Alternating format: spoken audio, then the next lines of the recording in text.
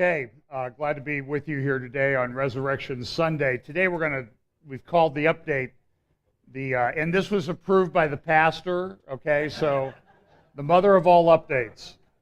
And I cleared it in advance. There's nothing pagan meant about it or anything like that, so don't put any posts about that in the YouTube comments. It's intended to mean the mother of all updates. We talk each week. We're going to try to get you out of here as close to on time today as possible because I know it's a holiday and you want to spend time with your families and you want to beat the Baptists to the buffets and that type of thing. So we talk about the convergence of events, and it seems like every week when I do these now, I'm just constantly I look at newspaper, I look at magazines, I look at news sources, I look at intelligence analyses of things going on in the world geopolitically, and it's like, oh yeah, I should put that in, and that goes in, that one too, yeah, it all goes in, and as a result, I end up with way more than I can ever get to because it does seem like everything is happening all at once. It was a stressful week for a lot of people. I would just urge everybody to, just calm down. We're all going through it together, whatever happens. And, look, if you're really secure in your faith, what's the worst thing that happens to you? You're with the Lord. And we have to focus on that, especially on a day where the resurrection is so prominent in our minds, because that is our hope too. Because if Jesus didn't rise from the dead, we don't have any hope, but he did rise before. So let's get into this, and it's just, I think I have it organized, but I've been up since about 2 or 3, and sometimes I'm tired and I go to, oh yeah, I need to move that, and I forget. So let's just look at some things. This is a survey done by the BBC in England. And just look at some of the things they found. 17% of all people believe the Bible version word for word. 31% of Christians believe word for word the Bible version, rising to 57% among active Christians. Now, they set the bar pretty low in the BBC survey for an active Christian, because active Christian to them means those who go to a religious service at least once a month. Now, I don't really consider that to be an active Christian. Here's some other things. Exactly half of all people surveyed did not believe in the resurrection at all. 46% of people say they believe in some form of life after death, and 46% do not. So a pretty even split there. 20% of non-religious people say they believe in some form of life after death. 9% of non-religious people believe in the resurrection. 1% of whom say they believe it literally. So in other words, 1% believe it. Here's a chart, belief in the resurrection of Jesus Christ. You can see believe the Bible version. Active Christians around a little under 60%. That's troubling that only 60% of active Christians. Now, what they call a Christian is open to interpretation. You can see do not believe it. The general public is about the same percentage of active Christians who believe it. Here's another survey. Regularity of a religious attendant among Christians. Weekly, the green. 1 to 3 times a month is the blue. Less than once a month is the orange, and never is red, which means, listen, the Bible says don't forsake the assembly of yourselves together in Hebrews. And actually, there's an eschatological component attached to that assembling of yourselves together, especially as what? You see the day approaching. So as we get closer and closer to the end, that's when Christians should be assembling together more and more. And it seems to be less and less because a lot of Christians, they just ignore the times and the signs of the times that we live in. Barna's American Culture and Faith Institute had another story. A survey details how the core beliefs and behaviors of millennials compare to those of other adults. And what they found was that among millennials, those are people who were born about 1980 and after, up through about 2010, 2001, I'm sorry, those people, so they would be 16 to 37 years old now, only 4% of those have what Barna identifies as a Christian worldview. But now it's true in other surveys he's done, all Christians, it's only like people who claim to be born again, really only about 7% of those have a biblical worldview. So when I read those, I'm a little bit skeptical that when the rapture happens, that there's going to be millions and millions and millions and millions of people leave. It may not be that way. If it happens, say, during a church service, people may be sitting there and they may say, hey, did Joe go to the bathroom? Anybody seen Joe lately? Because he left some things behind here, and anyway, maybe he left his false teeth behind. So, okay, so other religious news. I think this is significant. The Bible Answer Man with Hank Hanegraaff. Now, I've mentioned things here in the past about Hank Hanegraaff. He spoke last year at the Christ at the Checkpoint conference. He's a preterist.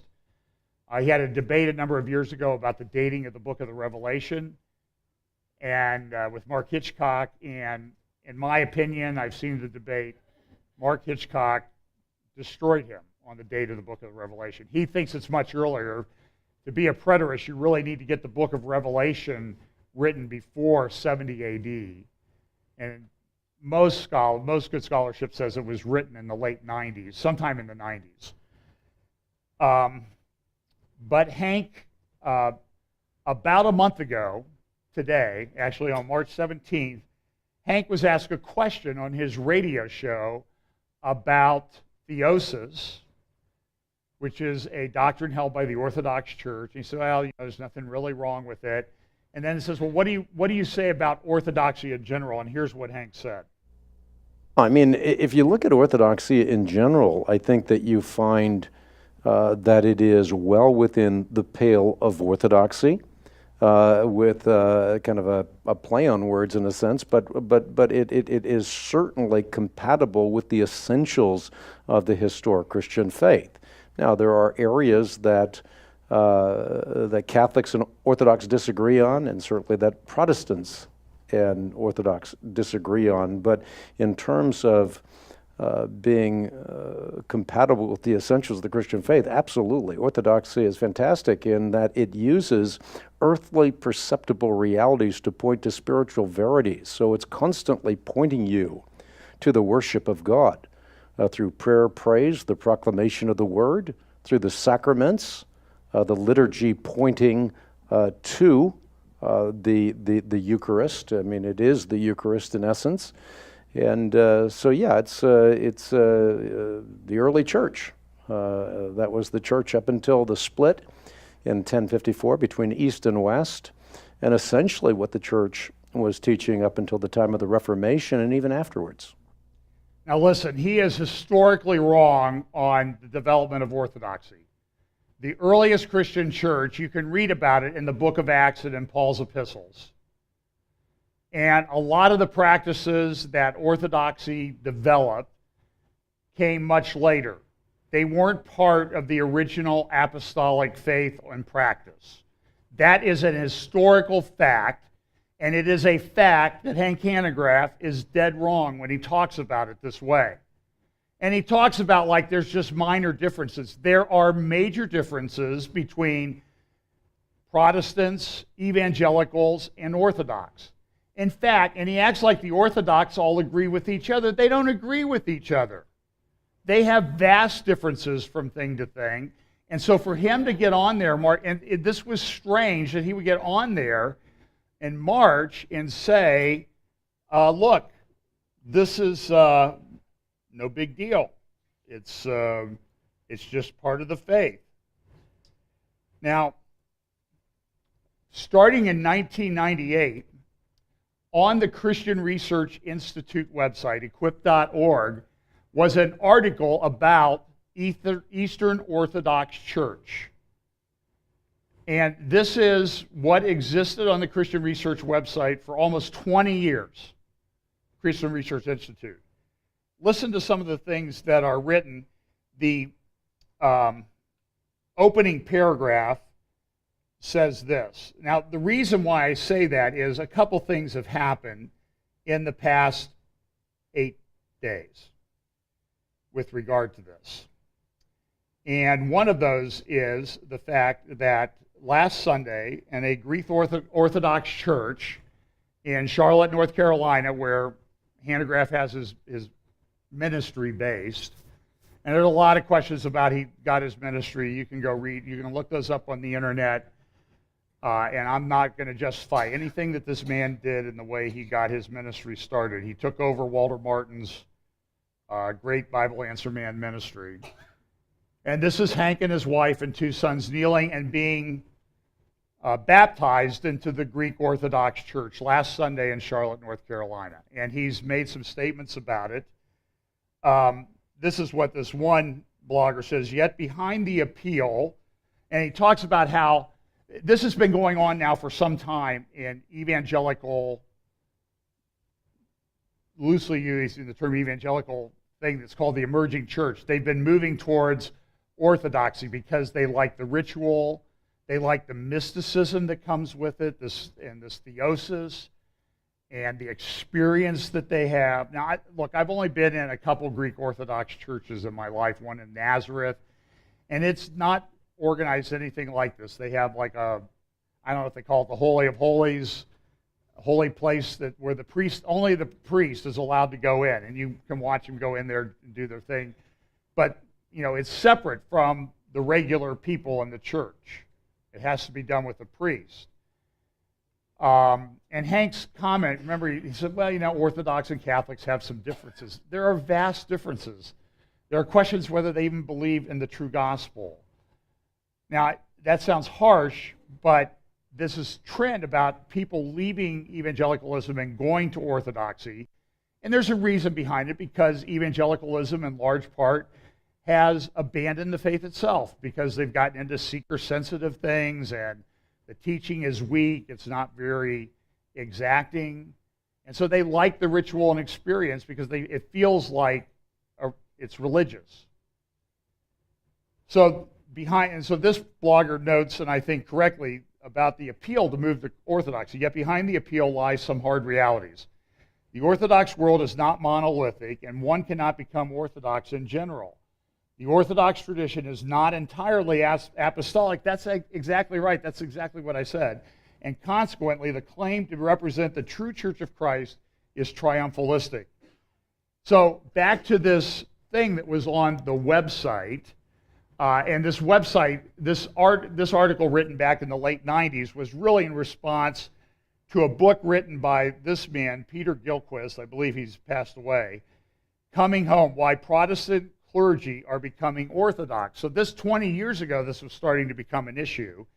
And this article was really written to refute the things that were said by Peter Gilchrist in his book. He was a Protestant or an Anglican, I can't remember which, and he moved to Greek Orthodoxy or Orthodox Church. He wrote other books, Becoming Orthodox. He wrote another one, The Nation of Israel and Prophecy. And what do you think he believes about the nation of Israel and prophecy? Nothing. It's not important at all.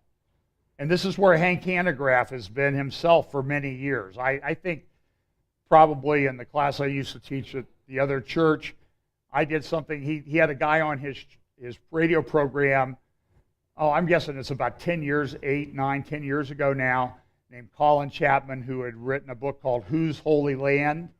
The guy is anti-Jewish, he's pro-Palestinian, the Jews have no right to the land and that type of thing, things which we disagree with strongly around here. And it was apparent then that Hank was going to turn into a preterist and have no use for Israel, and everything that he's done since has been consistent with that, what I consider to be downgrade in what he has formerly taught.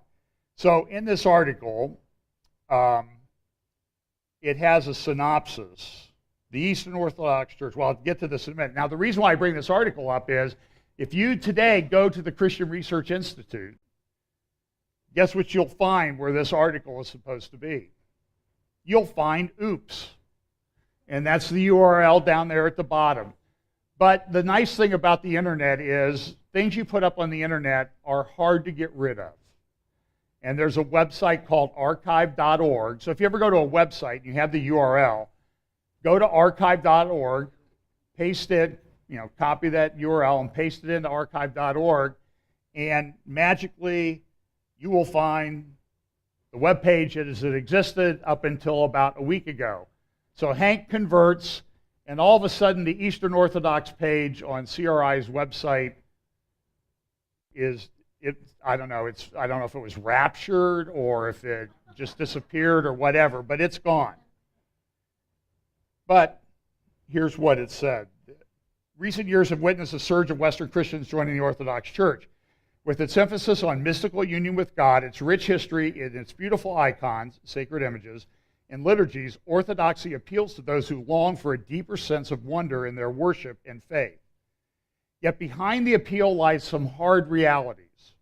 Now, this is the until a week ago, this you could find on Hank Hanegraaff's website.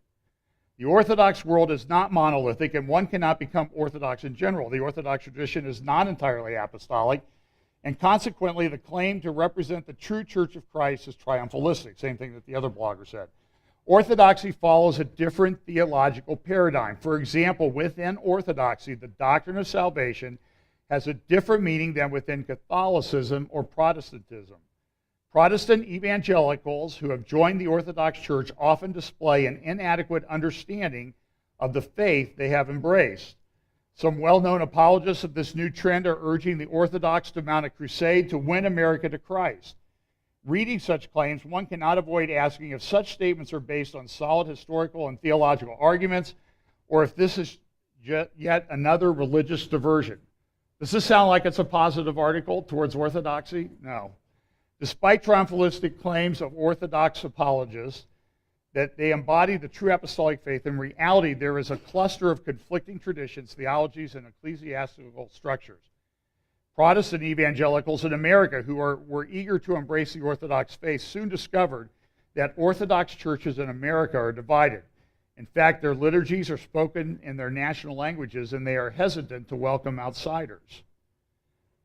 For example, Frankie Schaeffer, a passionate promoter of Orthodoxy, concluded that one side of the Orthodox Church in America is a sort of social ethnic club infected with nominalism, materialism, ethnic pride, exclusivism, and indifference to the sacraments.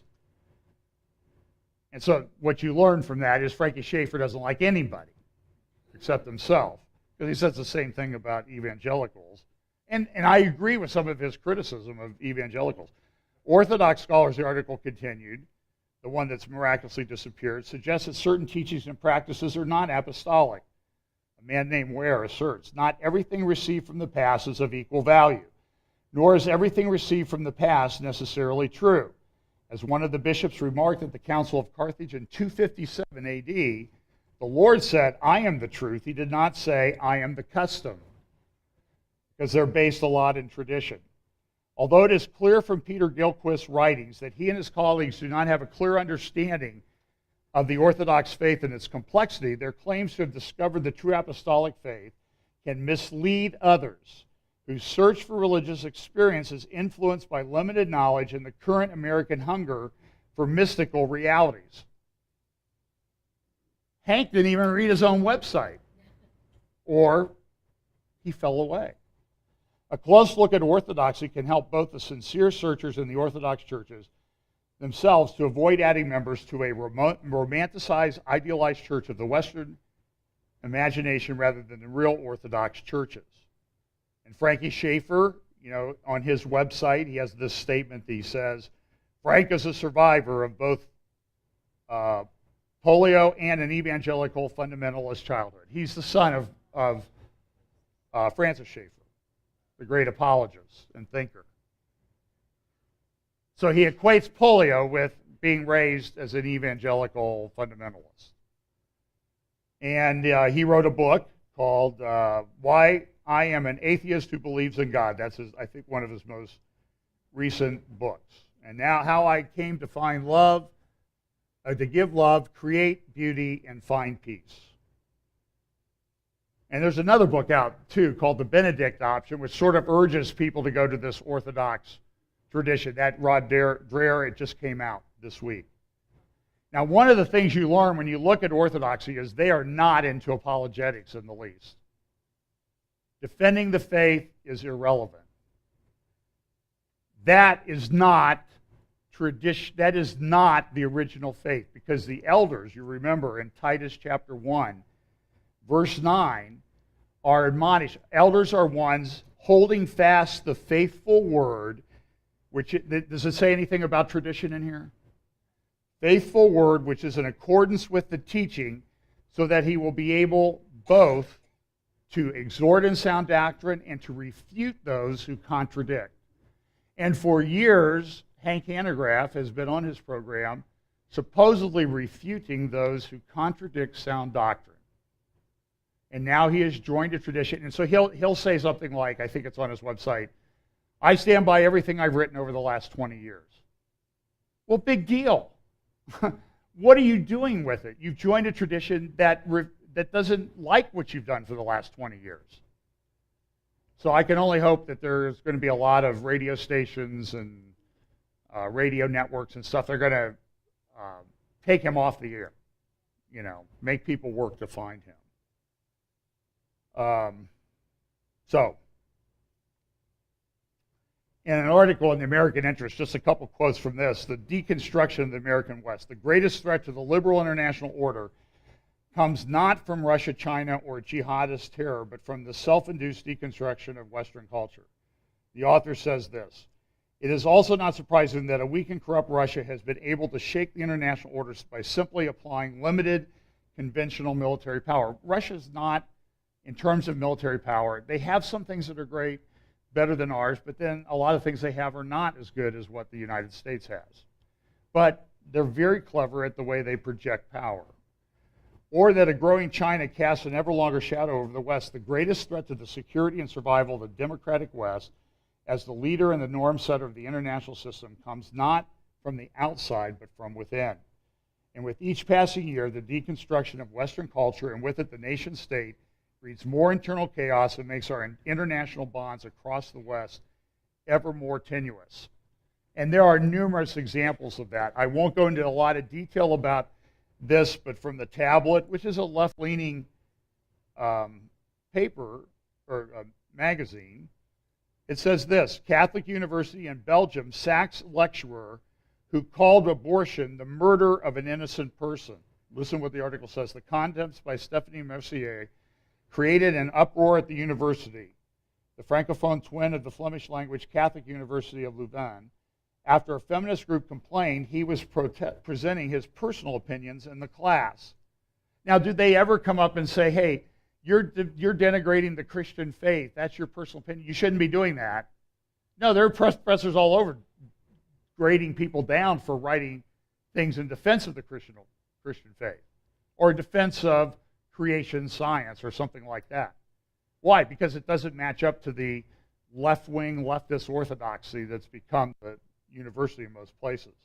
In an article he wrote and distributed to students, Mercier presented both philosophical and anecdotal arguments in favor of his firmly pro-life position and denounced a widely used term in French for abortion, IVG, which means voluntary interruption of pregnancy. They don't call it abortion. IVG is a euphemism that masks a lie, he said. The truth is that abortion is the murder of an innocent person. In its statement, UCL stressed that abortion was legal in Belgium since 1990 and it respected women's autonomy to opt for it. So, what did they do about it? Nothing. They fired him. Here's a lady from Sweden. She has gone to school to become a midwife, and she's been fighting this for a number of years. This was an editorial in the Wall Street Journal the other day. And she's been blacklisted because she is anti-abortion. So her job is to bring women, babies into the world. But because she is anti-abortion, meaning killing babies before they get into the world, she's in big trouble. So listen to this. But Miss Grimark underestimated the authorities' determination to root out anti-abortion sentiment. In spring 2013, with one term left in her studies, she asked supervisors at the hospital where she planned to work to accommodate her conscience rights. She received a furious call from one manager. "How could you even think of becoming a midwife with these opinions?" Ms. Grimark recalls the manager screaming, "What would you do if a patient who'd had an abortion came to you bleeding?" To which what would she do? I would help her. She's bleeding to death. So I would help her. But you understand how the leftist mind thinks, that you're an uncaring, unfeeling, unsophisticated moron because you don't support abortion rights. And they just don't see how anybody that cannot accept that position. You have to be an idiot not to believe that. One other hospital denied her employment over reviews, while still another made an offer only to backtrack. One even offered counseling to help her come to terms with abortion. Speaking at a panel on Islam, and this is in the article, speaking at a panel on Islamist extremism in 2015, Mona Salan, a prominent politician and former government anti-terror coordinator, argued that those who refuse to perform abortions are, in my opinion, extreme religious practitioners, not unlike jihadists. And I only say this as, there's prophecies about persecution in the end times. And so you need to prepare your minds and hearts for that, because I think it's coming. In January, a TV segment framed Ms. Grimark as part of a global wave of oppression against women. On another TV panel the same month, feminist writer Sissy Wallen mused, "Those who are against abortion now, can't we abort them retroactively?" Another planist replied, "Yes, a really great idea," and the others chuckled. So that's another example. Back to the deconstruction of the West. National communities cannot be built around the idea of collective shame over their past, and yet this is what is increasingly displacing a once confident, perhaps overconfident at times, Western civilization. The increasing political uncertainty in Europe has been triggered less by the phenomenon of migration than it has by the inability of European governments to set baselines of what they will and will not accept. Now, I disagree with him some on that point. The migration is only accelerating that disconnect that they've had to any common shared ideals or mores. Whether one gives the deconstruction of the Western nation state the name of postmodernism or globalism, the ideological assault on this very foundation of the Western-led international system has been unrelenting. It is no surprise that a poorly resourced radical Islamic insurgency has been able to make such vast inroads against the West, in the process remaking our societies and redefining our way of life. Some of this deconstruction was evident this week. Now listen, Sean Spicer, you know what he said, that not even Hitler used chemical weapons on his own people. And immediately everybody on the left jumped on him. Oh, he's denying the Holocaust, he's an anti-Semite. That's just a bunch of nonsense, okay? What he said was he didn't bomb his people with chemical weapons. So it's probably a sign that you ought not to use Hitler analogies unless they're exactly appropriate. But he wasn't denying the Holocaust. And even Alan Dershowitz, a man on the left, came out and said that the people that offended him were the Jews on the left who tried to pander to people by running down Sean Spicer. And I agree with Alan Dershowitz. I'm grateful that he's come out and told the truth. That's at Gatestone Institute, Spicer's mistake and the Democratic overreaction. A week ago, yesterday, in the Wall Street Journal was a profile of Ayaan Hirsi Ali, Islam's most eloquent apostate. She stood bravely against Islam. I disagree with her that Islam can be reformed. I think that's a dream. Okay, she's an idealist. She's also an atheist. She needs the Lord, so pray for her salvation. But I do appreciate that she's been very brave, herself a victim of genital mutilation. She's been very strong. She cannot go anywhere without 2 bodyguards because of the death threats made against her. So she was to go to Australia to speak. She's now at Stanford, I think she's at the Hoover Institution. I think she was at Harvard for a short time, but she's now at Stanford. She was going to go to Australia to speak about, what she writes about in her book Infidel, about her upbringing and her escape from Islam, and she had to cancel because of security threats. Do you know of anybody on the left who's had to cancel visits to a country because of security threats? Or to a college campus? A week or so ago at Claremont University in Claremont, California, just down the street from where my in-laws live. Heather McDonald, who's written about, black crime and black on black crime and police violence against blacks. She went to speak, and they put her into, they had threats. They had about 250, 300 people show up shouting. And they asked her, she said, I knew something was wrong. I heard an interview with her on Dennis Prager. So I knew something was probably not going the right way when the day or the day before the event, I got an email from Claremont saying, we're looking for a room to move you that doesn't have large plate glass windows. And they put her in a safe room for 2 hours. She did speak and live stream to another room. She did speak at UCLA a couple days to a week before, and that went okay. But when the Q&A started, all the leftists started shouting her down. And one of her questions was, which really upset them, was, in black on black crime last year in the United States, 900 more black men were murdered by other black men than the 1 year prior to that. Does that bother you? Does that bother you about the kid who's paralyzed in a drive-by shooting in Chicago? Does that bother you about the kid who goes outside, a 9-year-old kid who's drugged into an alley by a rival gang to the gang that his father belongs to, and the kid is shot and killed? Now, they didn't intend to kill him when they drug him back there. They were just going to cut off his fingers and mail them to his mother. But does anybody ever talk about that? I mean, seriously. So, this terror wave still continues. Of course, we had the truck attack in Stockholm. The suspect has now admitted it. And this report came out this week. The guy's from Central Asia. And the important thing is not where he's from, but what he is and what religion drives his ideology. And the Swedish officials had sought to expel the suspect last year, but just never got around to it. Norway put out a threat assessment, the threat of jihad. This just came out this week. And it talked about how they're dealing with this in Norway. Now, as soon as within an hour, is my understanding, of this attack happening in Stockholm, Norway made a radical change. It armed all of its policemen, gave them weapons to carry. Previously, they had not. So now they're thinking, maybe if we have a cop around with a gun, that maybe we'll stop the truck attack before it gets too far. That apparently had not occurred to them before. And they live in a very idealistic society, and I understand that. Very pretty and all, pretty scenery and all that. So this is what it says in the report. These calls to action are one reason why you've seen an increase over the last few years in the number of lone terrorist attacks in the West. The likeliest scenario for a terrorist attack in a Western country is an ISIL, Al-Qaeda-inspired attack carried out with a simple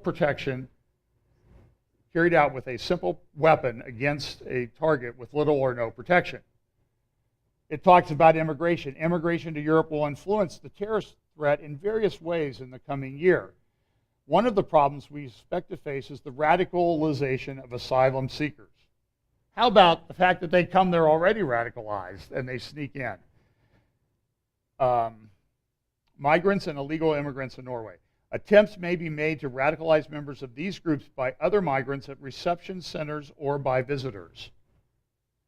Furthermore, radicalization in prisons is a common phenomenon that will become more common in Norway in 2017. There are a number of individuals currently in prison as a result of national investigation of travelers to Syria, and in 2017, more of them will be prosecuted for violation of the terror provisions in Norwegian law. This means that there will be an increasing number of prisoners in Norway who have played a role in extreme Islamist groups here and who will also have operational experience gained abroad. It is likely that extreme Islamists will retain their convictions in prison and attempt to radicalize others. Attempts have already been made to radicalize other prisoners, including individuals sentenced for gross violence. Then it talks about lone wolf attacks are rightly described as an actual terrorist strategy rather than the media likes to describe as a random mental illness. In addition, this threat assessment now fits all of Europe. Now, I heard Patrick Poole, who lives here locally, works with the Center for Security Policy. He says these should not be called lone wolf's attack. Because every time, what's the thing come out? The person was known to terrorist authorities. So there's not lone wolf, but known wolf attacks. In Britain, there's an article in The Economist this week talking about immigration. And The Economist, you know, it's a globalist magazine. That's its agenda. It would like to see a new world order. It would like to see, I think, the collapse of the nation state, because borders aren't that important to them and what a country stands for, because it's really all about economics and getting people to do the work to support the elites. That's the impression I get from reading through this magazine weekly. And so explaining Britain's immigration paradox. Migration is good for the economy, so why are the places with the biggest influxes doing so badly, looking at England? Why are the people that have the most immigration the least happy with it? I mean, it helps the economy. These people, you know, immigration is a boon for Britain. The 9 million odd foreign-born people living there bring with them skills and attitudes that make the country more productive, younger and better educated than natives. Immigrants pay more in tax than they use in the way of public services. For some institutions, they are indispensable. Perhaps 30% of doctors in Britain are non-British. Now, what do they mean by non-British? Usually Pakistani Muslim, sometimes Indian, but India is one of the, I think, the second largest Muslim population on the planet. In Dunkirk, in France, hundreds of refugees unaccounted for after a fire destroyed the Dunkirk camp. It burned down and they left. Last Palm Sunday, what was it, over 100 people? I mean, I can't even show you the pictures of what happened when this bomb went off in these two churches. In Jerusalem, just a day or two ago, a British tourist was stabbed to death on the light rail line. And that's troubling. I mean, you know, that's the knife the person used. The person was arrested. He was a 57-year-old lone wolf. That's how it's described on the front page of today's Jerusalem Post. Mark Stein wrote a great article. Friend Michelle Bachman sent me this, The Incoming Roar. Listen to what he says, because he kind of goes through the history of these recent terror attacks. This is kind of a long clip. I'm going to read a lot of it. In other words, the United States bombed Syria after chemical weapons attack. In UK, Canada, Canadian, and other newspapers reported on the treatment of a Berlin schoolboy received after revealing to his Muslim classmate that he's Jewish. Meanwhile, Giulio Miotti wrote for the Gatestone Institute on the closure of 500 churches in London and the opening of 423 mosques. In Egypt, the Palm Sunday bombings were the most significant event of the week. They demonstrate that hardcore Islam is serious about expunging the remnants of Christianity from the region in which it was born. This is not a small thing. It was a clever attack. The first suicide bomber hit St. George's Church in Tanta. The second struck northwest at St. Mark's Cathedral in Alexandria, seat of the Coptic papacy. Pope Tawadros, whatever, II, had just left the cathedral after hearing about the Tanta attack. Nevertheless, ISIS and its affiliates came within minutes of killing the Coptic patriarch at worship in his church on Palm Sunday. As I said, not a small thing, but it doesn't seem to make a lot of news. Other Christian leaders, from Pope Francis and the Archbishop of Canterbury on down, seem to have more to say about potential hypothetical upticks in Islamophobia than about the sustained attempt to eradicate the oldest adherents of their own faith. On America's watch, public expression of Christianity was obliterated in Iraq, and the last Christian church in Afghanistan razed to the ground. Almost exactly 2 years ago, when 148 students were slaughtered at a school in Kenya, President Obama could not bring himself to identify them as Christian, even though their killers had gone to great pains to separate their captives according to their faith, releasing the Muslims and killing the Christians. As I remarked somewhat mordantly, apparently black lives don't matter when they're Christian to Barack Obama. The Islamic supremacist assault on Christianity is not confined to the Holy Land and the more benighted parts of the developing world. Monday's subway bloodbath in St. Petersburg was also celebrated by ISIS as making a metro to hell for worshippers of the cross. Among the dead was Chris Bevington, an Englishman who worked in Sweden for the music streaming service Spotify. And he goes on to say, you know, we think that, this technology and its development, everything, this is great, and this is what they're really attacking. But the secular, see this second sentence, but the secular consumerist utopia attracts the ire of the Islamic imperials too, not just religion. The killer in Stockholm was like his comrade in St. Petersburg and ethnic Uzbek, but he was principally a Muslim, and one who divided the world into two groups, believers and non-believers. The people who create such billion-dollar boutique diversions assure us that they are the future, and the likes of the Stockholm jihadists are momentary aberrations, freakish eruptions, and the otherwise smooth progress to a world in which the seductive siren of the unending song can be piped directly into your cerebral cortex 24 hours a day. The killers of Stockholm, Petersburg, and Alexandria are betting otherwise. And a two-pat symbolism, the Westminster Bridge attack claimed among its victims the window cleaner of Churchill's country home, Chartwell. More tellingly frightened, the toll of the dead in Stockholm numbered this lady, the young mother of an 18-month-old baby. She'd worked as a psychologist at several Belgian migrant centers helping refugees whose asylum bids had been turned down. Then he talks about this German boy who was beaten in Germany. He was told Muslims hate all Jews, and the parents took him to the school because they thought, because they had Muslims in it and everything, they had bought into it. The multicultural school would be a good place to raise our son. Guess what they've done? They went and they wanted Holocaust survivors to come in and talk to students, and the people at the school said, no, not interested. So they pulled the kid out. Mark continues, when there are no Jews left, who will they hate? In London, the church is closed. The church is closed and the mosque open, and it happens so gradually you don't notice that the melancholy, long withdrawing roar, and now is what in fact the triumphant incoming roar of what comes after. CNBC paraphrased London Mayor Sadiq Khan's reaction to the Westminster attacks this way: terrorists can't stand London's thriving multiculturalism. On the contrary, they understand very well that it's not thriving, that multiculturalism is merely an interim phrase, and that what comes after will be more unicultural.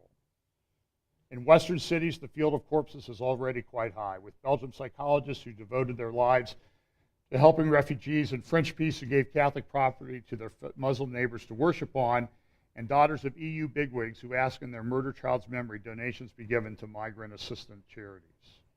Until they abandon their illusions, they are on the same metro to hell as Alexandria and the other post-diversity cities of the Muslim world. Great points. Let's talk about Syria. Syria continues to fall apart. There's a lot of controversy. Was that a made-up attack?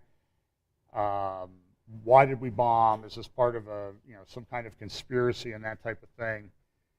I'll let you decide. I just want to note that what's going on in Syria is incredibly complex from a geopolitical standpoint. If you see the headlines, move unlikely to endanger Assad rule.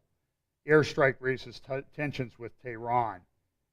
What happens if Assad was taken out? And this is what I would ask McCain and President Trump and all the people that seem to support this. What comes after? What came after the vacuum in Iraq?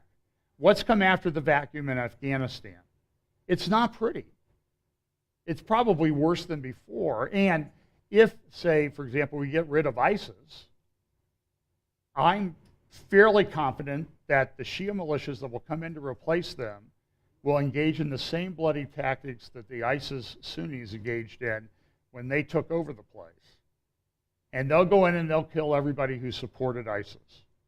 And as they go through the Mosul now takeover, it's going fairly well at the moment, but there are a lot of embedded terrorists and there are a lot of people that help them, and anybody going in there is going at great risk. We saw in Syria, just as people were being evacuated from one region, I believe they were Sunnis from Damascus, what happened? Somebody went in with a big bomb and blew up the buses. I don't know, I heard hundreds dead, but I'm not sure. I think this just happened yesterday.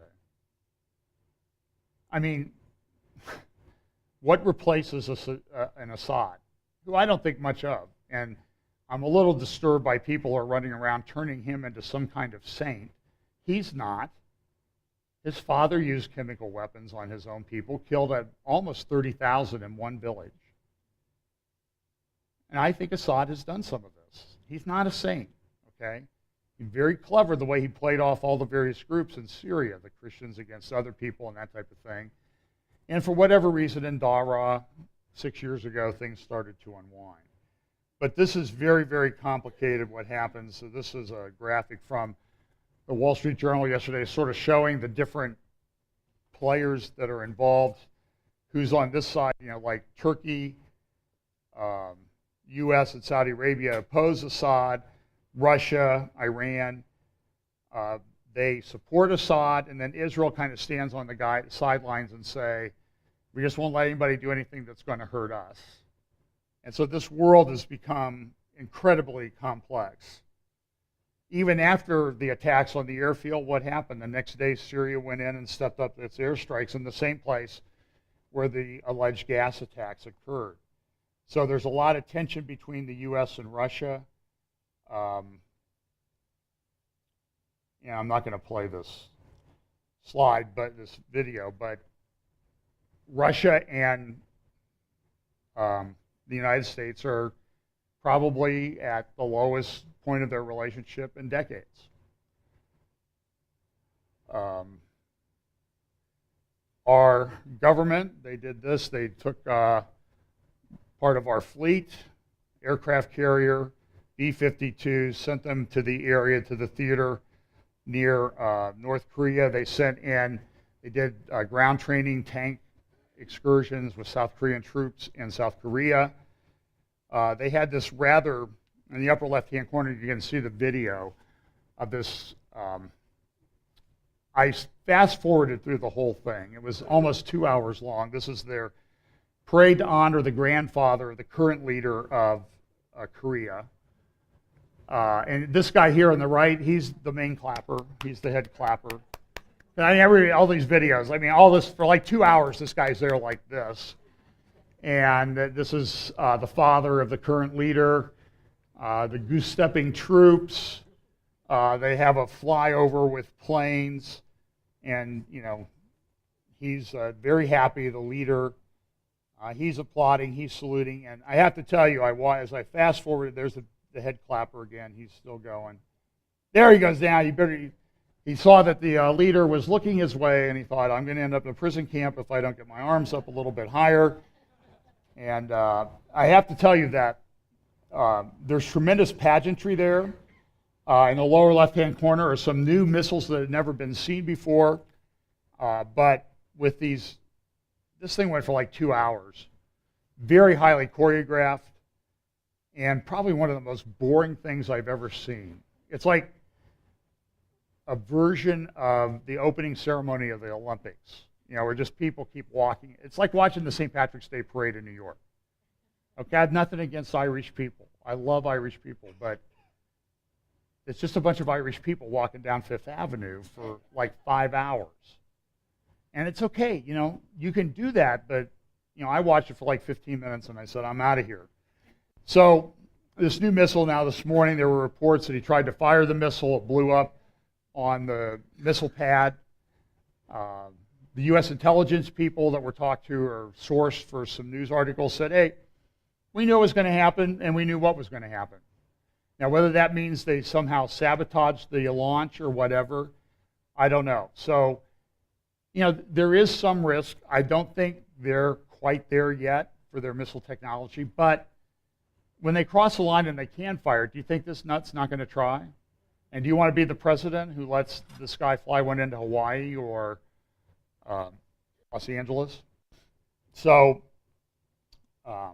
very difficult. And the missile defense that we would have is, while it can shoot down some missiles, a big enough attack would be very difficult to deal with.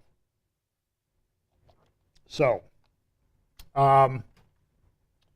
we have a new man, or an old friend of ours here at Prophecy Update, is emerging in a new appearance. Mahmoud, I'm mad about jihad. That's how we referred to him. Mahmoud Ahmadinejad, I'm mad about jihad, is trying to make a comeback. We don't know whether that'll be successful, but He's still around. He hasn't gone away. I really don't have time for this article. A lot of people have concerns about UN troops and coming into the United States and enforcing martial law and that sort of thing. This is an article from the Associated Press looking at what happened in Haiti with Sri Lankan troops and elsewhere with these troops. And what they found is that the best thing that these troops were good at was raping and sexually abusing young children and teenage women especially, and teenage boys in Haiti and elsewhere. That's what you really need to fear from UN troops. Lock up your kids if you see UN troops around. There's one article here. Here's another boy identified by the number VO9, was 15 when his encounters began. Over the course of 3 years, he said he had sex with more than 100 Sri Lankan peacekeepers, averaging about 4 a day. 15 years old.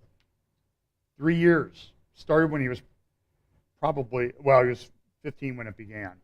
There's already things in there. It's just horrible. And the UN said, well, we think we're advancing in the right direction, especially with the Secretary General's new approach. And I'll say what that new approach is. Maybe it's only to sexual abuse people who are over the age of consent. I don't know. Big problem. Abbas says he's going to step up. He has unprecedented steps on the West Bank Gaza split. And nobody knows exactly what that means. So let's finish up with this and one thing. I actually think we'll get done close to on time today. With thousands purged, chaotic Turkey struggles to fill the void. Today, as we speak, I don't know if the polls have closed yet. I think they closed this evening.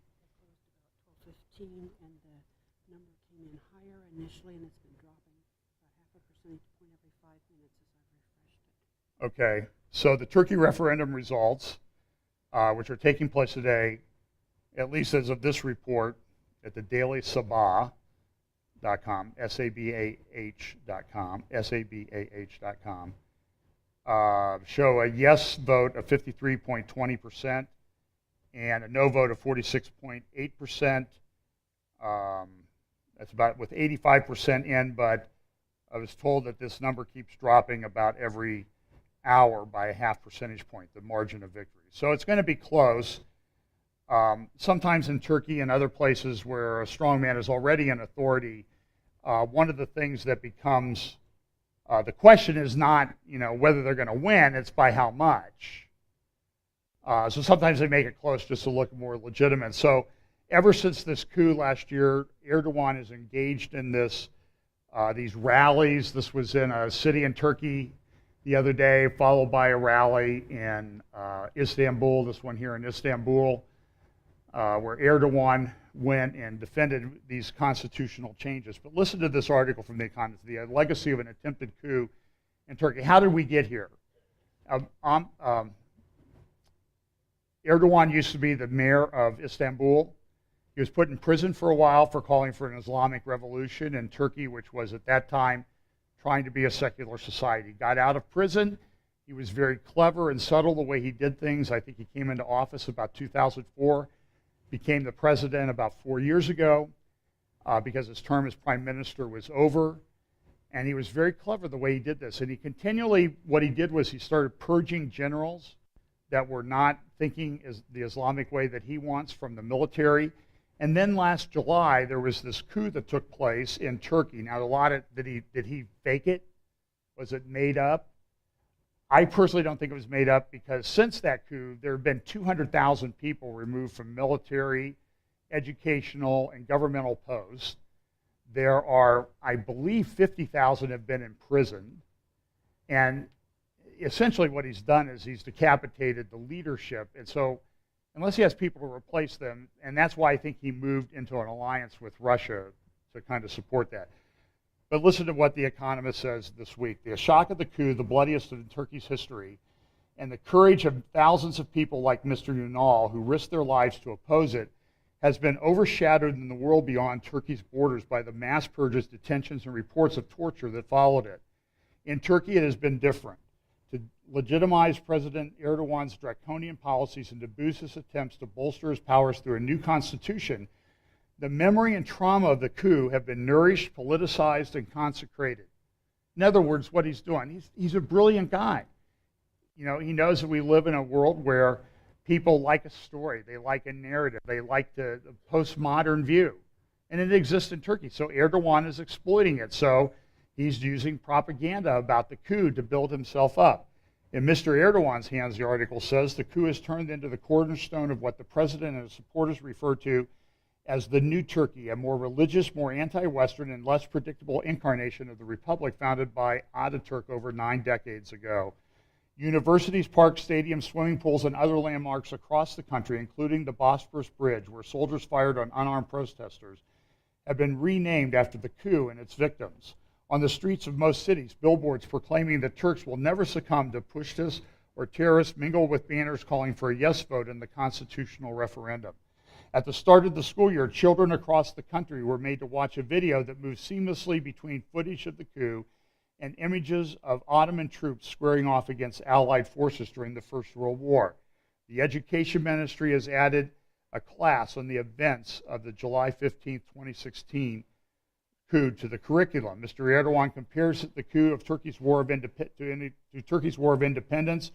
His age reached for even more creative historical parallels. July 15th was a revolution that will shape Turkey just as much as the 1789 influenced France and just as the Bolshevik Revolution influenced Russia, says Mehmet Ukum, a presidential advisor. The coup exposed and brought down the anti-democratic structure within the bureaucracy, this man claims. The new constitution will help fill the vacuum, he insists, and we will have to rebuild the state from the ground up.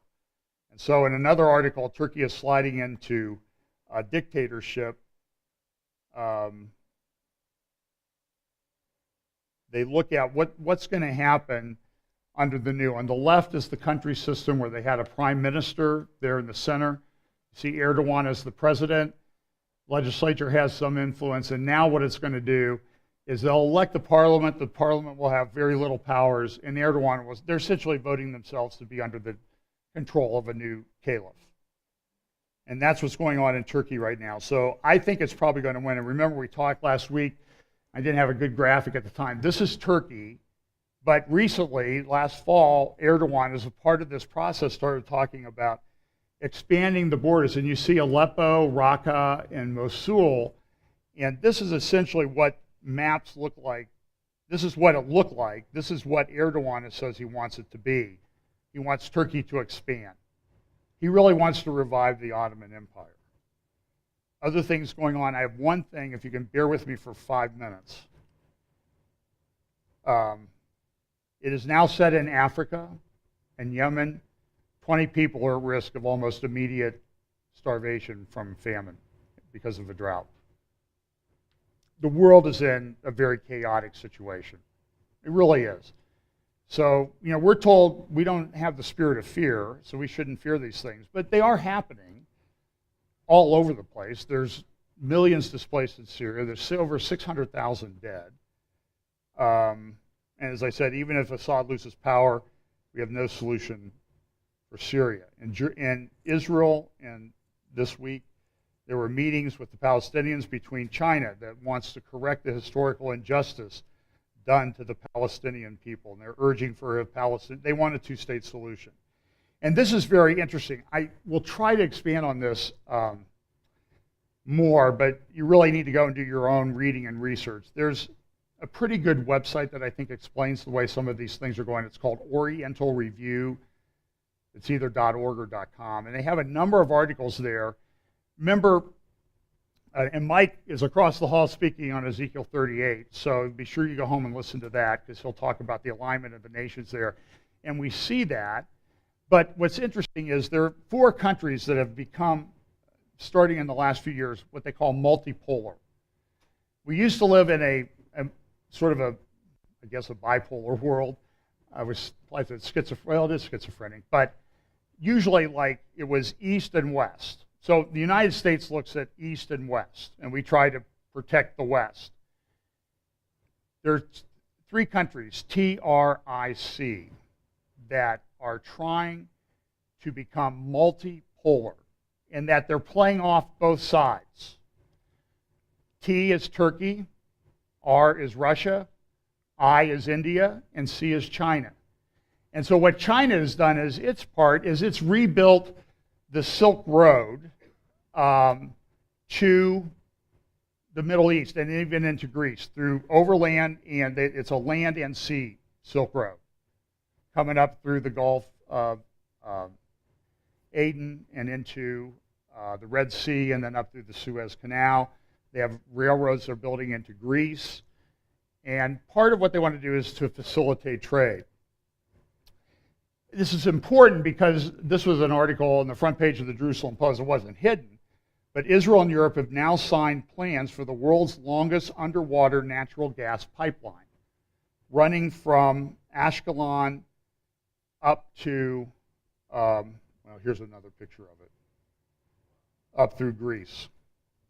Now, what's the import of this? Russia doesn't like this. Because why? Because about the only thing that Russia makes money on is selling gas to Europe. And so they want to control the flow of gas. And that's partly what the Syrian war is about, is who gets to run their pipeline through Syria. So Turkey's kind of playing Russia off against the East and West, and Russia's playing Turkey off, and India's over there. They want to please everybody. They want to ignore the Christian persecution that's going on in India. So this pipeline will be very expensive. It's probably not going to start being built for another, I hear, 7 or 8 years. It'll take a while, but as part of what the conflict is in Ukraine has the pipelines to Europe cross Ukraine, and Ukraine wanted to, I guess, get a cut or control that, and Putin didn't like it. That's what's led to the dispute in Ukraine. I think this is part of what's leading to the dispute and could lead to the hooks in the jaw that bring Putin in to the Middle East in Ezekiel 38 to shut off this gas flow. Now, if he can control the gas flow, he's all for it, because he'll take his cut. He'll make some money. Israel makes money, and everybody should be happy. But he wants to control it because he views it as a geopolitical and strategic threat. So if you go to Oriental Review, they have, I think, some pretty good articles on the development of this. There's particularly articles in 2015. Let's see. Oriental Review, the Russia-Chinese Strategic Partnership strikes Israel. This is from January 2015. And so this Silk Road, this is from a Chinese website. You see the train, you see the blue line going down there through the Indian Ocean up through the Red Sea, and you see the red train going across Asia to Europe, and you see the blue mosque there, and you see things in Europe. Another, I'm not sure which building that is in Europe. The blue mosque in Turkey on the left. I'm not sure what the next building is, and that's what China wants to do. And Russia's kind of doing the same thing, and they're sort of joining together. So let's finish with this. And I've gone over my 5 minutes, but I want you to hear this. I'm not going to apologize.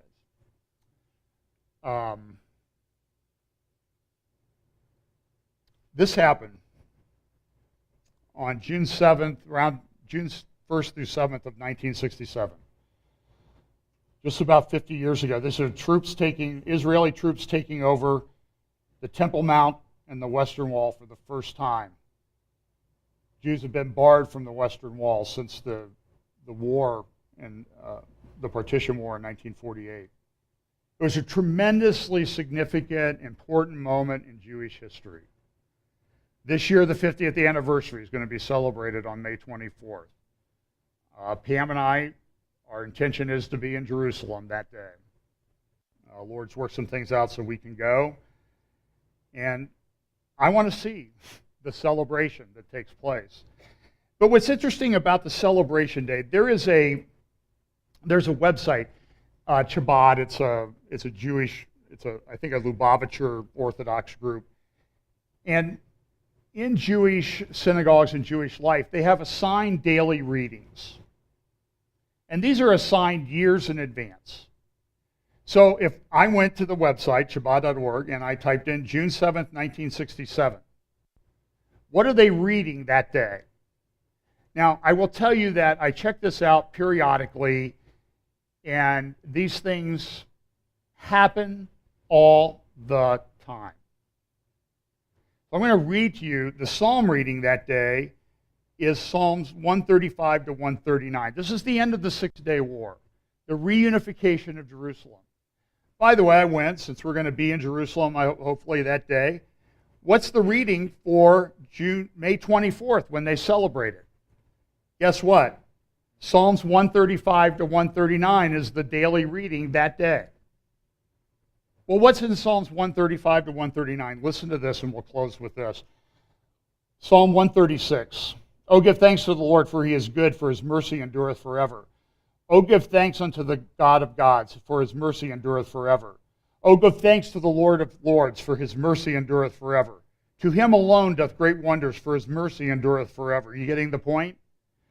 To him that by wisdom made the heavens, for his mercy endureth forever. To him that stretched out the earth above the waters, for his mercy endureth forever.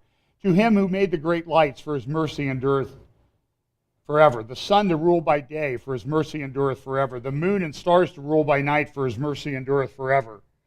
To him that smote Egypt and their firstborn, for his mercy endureth forever. That was just celebrated this week with Passover. And brought out Israel from among them, for his mercy endureth forever. With a strong hand and with a stretched out arm, for his mercy endureth forever. To him which divided the Red Sea and departs, for his mercy endureth forever. And made Israel to pass through the midst of it, for his mercy endureth forever. But overthrew Pharaoh and his host in the Red Sea, for his mercy endureth forever. To him which led his people through the wilderness, for his mercy endureth forever. To him which smote great kings, for his mercy endureth forever. And slew famous kings, for his mercy endureth forever. Sihon, king of the Amorites, for his mercy endureth forever. And Og, the king of Bashan, for his mercy endureth forever. And gave their land for a heritage, for his mercy endureth forever. Even a heritage unto Israel his servant, for his mercy endureth forever. Who remembered us in our low estate, for his mercy endureth forever. And hath redeemed us from our enemies, for his mercy endureth forever. Who giveth food to all flesh, for his mercy endureth forever. Oh, give thanks unto the God of heaven, for his mercy endureth forever. That's Psalm 136, and I'll close with Psalm 137. By the rivers of Babylon, there we sat down, yea, we wept until we remembered Zion. We hanged our harps upon the willows in the midst thereof. For there they that carried us away captive required of us a song, and they that wasted us required us mirth, saying, Sing us one of the songs of Zion. How shall we sing of the Lord's song in a strange land? If I forget thee, O Jerusalem, let my right hand forget her cunning. Thank you. I forgot to delete that part of the slide. Listen to this. This is the verse chosen years in advance to read on June 7th, 1967, and which will be reread on the 50th anniversary on May 24th, the reunification of Jerusalem. If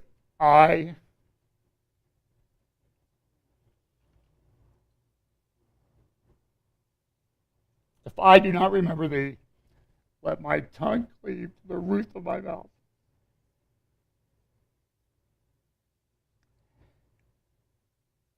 If I prefer not Jerusalem above my chief joy, remember, O Lord, the children of Edom in the day of Jerusalem, who said, raise it, even to the foundation thereof, O daughter of Babylon, who art to be destroyed. Happy shall he be that rewardeth thee as thou hast served us. Happy shall he be that taketh and dasheth thy little ones against the stones. It is not a coincidence. And just as God has reached out to the Jewish people and restored them in their land in unbelief. And I am under no illusions that they have been regathered in anything but unbelief. I've been there. I see the sin that takes place in Tel Aviv. It's tragic.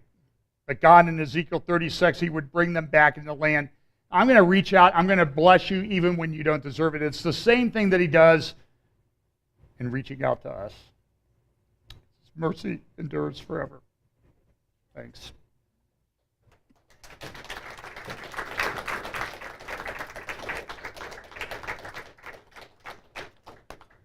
Let's pray. Father, thanks so much for the fact that Jesus lives and your mercy endures forever. In Jesus' name, amen.